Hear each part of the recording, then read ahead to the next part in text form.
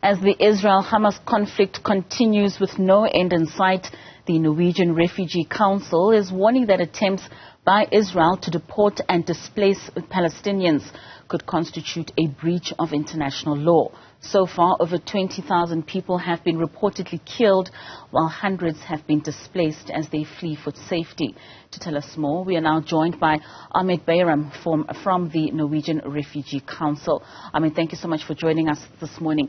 Let's start off, maybe can you provide an explanation of what forced and protracted displacement of Palestinians refers to in the context of international law? Of course, thanks for having me. The displacement of Gaza populations, as it happens in Gaza right now, constitutes the protracted departure, forcible transfer from home, whether that is for an individual or a group of individuals, with no prospect of going back home, which means that by attacking residential areas, refugee camps and other civilian objects, Israel is forcibly displacing refugee populations already in Gaza and those who have a home or who have a residential unit. And now the international law makes it clear that when you order a population, like Israel did, to move away from their homes, that constitutes a forcible transfer, which under the international law is prohibited. Now, our issue with this is that when people are displaced, whether that is partially or completely, whether that is for a short or a long period, Israel as the occupier has to provide an alternative and has to make sure that constant and sustainable supply of food and water and the basics of life are provided. Now, none of this has been sustainably provided by Israel, and now we see that refugees, and a lot of Gaza population is made up of refugees, have been displaced for 3 or 4 times in the space of 80 days. Now, that means that these people, 1.8 million of them, have no prospect of going back to a home or a safe home, given that their shelters, their homes have been destroyed or damaged. With this said, and Israel not supporting or providing any of the basic necessities that they should be, what specific international laws or treaties protect against these forced displacements, and are there any legal consequences for countries and individuals who violate these laws? Of course, the Geneva Convention, and although that Israel has not signed up to that, the Geneva Convention makes it clear that as an occupier, a country has to, a state or an occupying state has to provide the alternatives. Now, Israel has restricted the entry of food, of water, and has stopped people from having proper shelter. Israel has, of course, attacked UN shelters, has displaced people several times, and that goes against the law. What we are worried about and what we are raising the alarm on is that the recent statements from the Israeli Prime Minister and others, other officials in his government, and even in the Israeli media, the issue of refugees or displaced populations in Gaza should move over the border to Egypt without any prospect of going back home. That for us constitutes an atrocity crime, which could be either a war crime or a crime against humanity. It certainly is. So then how does the UN then view the forced displacements of Palestinians with respect to their mandate and responsibilities? The UN has been clear that it's, of course, international agencies as well have called for displacement to stop. Now you have an entire population in displacement.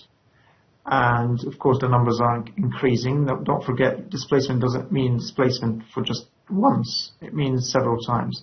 And there have been calls, there have been appeals for this to be reversed, for this to be stopped.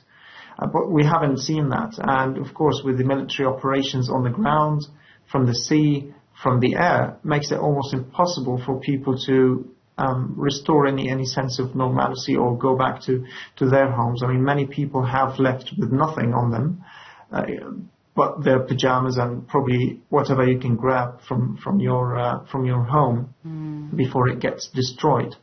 So there have been appeals for this to stop, and we have heard UN representatives clearly make it clear that this is against the law and against what the international humanitarian law dictates. So as the Norwegian Refugee Council, what measures do you believe can be taken in order to ensure the safety of those and their rights that are affected by these displacements? We have been clear, we have been calling for all diplomatic, humanitarian, peaceful measures to be taken, to be considered. And that, in simple terms, means negotiations with Israel and, of course, the armed groups in Gaza to suspend immediately all hostilities without any conditions. That means the lifting of the siege, allowing people in Gaza to go back to their homes if they have a home to go back to, and we have seen entire neighborhoods get flattened in this conflict.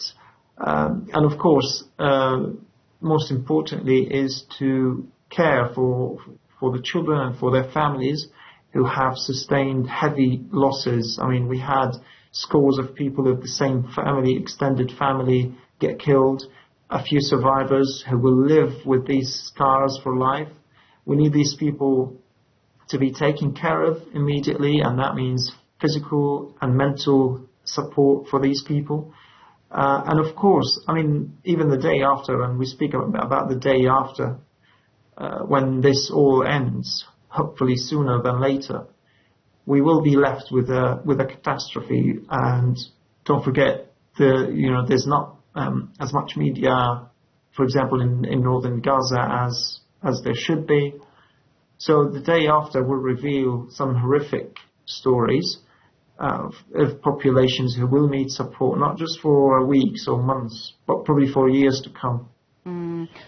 What role can international cooperation and collaboration play in addressing and preventing these forced and protracted displacements? When we talk about international rules, I mean, that of course, applies to powerful governments in the world, in the West and in Europe. That also applies to Arab countries as well. And, of course, that applies to aid organizations. We need the weight of the world to respond in unprecedented fashion, because this is an unprecedented humanitarian catastrophe that we have not seen for decades, at least in the Middle East. And, we're talking about thousands who have been killed and injured. What we need to see, and it's very important, that this support is not temporary. It's not, this support doesn't lose momentum over the coming months. And from examples, I can give you lots of examples from the Middle East where we have seen this fatigue in the media, in donor quarters, and of course in government quarters as well, where the story has vanished from the headlines, and then people are left to suffer. It is important that we keep talking about this, and we keep talking about this for the long term, because these people will need, like I said, support not just for months but for years. The children, the people displaced, and of course their families. But most important right now is, of course, bringing all sides to agree to a lasting, sustainable, unconditional ceasefire. I mean, we had the Christian leaders, a delegation of them from South Africa in Bethlehem, and they dubbed this a primitive war, given the restrictions on movement of people in Gaza, restriction on movement of medical supplies, of food and of water. How else can the people of Palestine be supported, provided that these populations will obviously be affected in terms of transportation, infrastructure, and other needs that they have in the aftermath of this war? Like I said, I mean, this is what we're gonna have is a tragedy that transcends single organization's ability, or even the UN organizations collectively, to respond. And that's why you need a commitment from all powerful states, from all rich states, from all donors, to of course support these people, make recovery, if that's even a word now in Gaza, cope with what's happened, and of course make up for the losses that they have sustained. What we have been saying recently is that Israel, as the occupying power, bears responsibility for the well-being of the people it occupies. It bears responsibility for the scale of damage and loss, and it has to take measures to make up for these losses for people. And of course, the international community that has thrown unconditional support behind Israel, of course, bears responsibility as well.